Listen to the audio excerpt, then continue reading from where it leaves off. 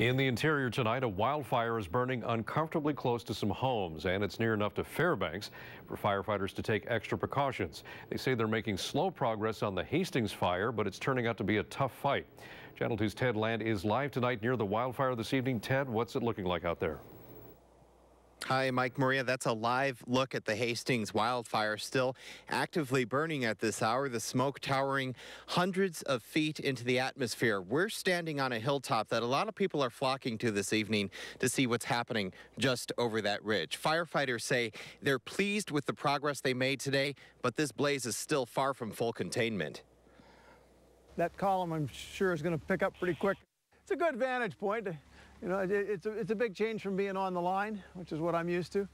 From his perch high above Fairbanks, Eric Geisler has a front row seat to the hottest show in town.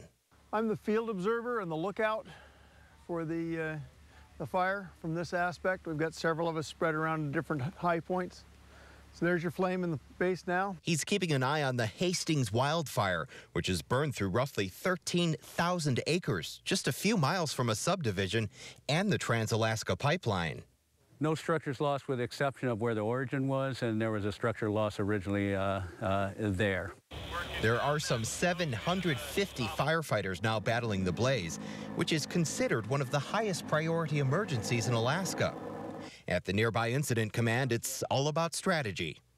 Big smoke in here is what we've been seeing, the big smoke, and then the other one's up on the ridge up here. Fire managers only have so many resources, and at a cost of about $500,000 a day, they want to make sure they put all their people and equipment in just the right places.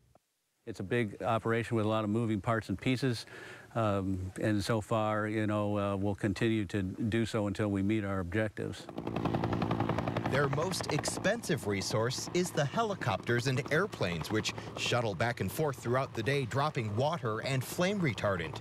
There's no road to the front line, and air support is the only way to get manpower and supplies to the areas that need it most. You can see the column starting to build behind the lower peak. That'll be a big column again today.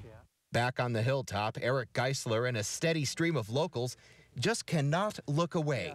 For most people living nearby, watching the action from this distance is close enough. And this clearing you see here is called a fire break. It's essentially a buffer, a safe zone with little to no fuels. Fire crews cleared this out a few years ago, and it stretches for miles in each direction. They're hoping to stop blazes like the Hastings fire dead in their tracks. Mike? Ted, you mentioned this fire is getting closer to that subdivision. It's also creeping up on the Trans-Alaska Pipeline. How serious would it be if it burned near the pipeline?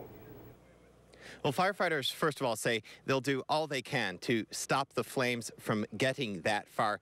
But they say if the flames do get up to the pipeline, that they don't expect any serious problems. Fires have burned across the Trans-Alaska Pipeline in the past with little to no effect on oil operations.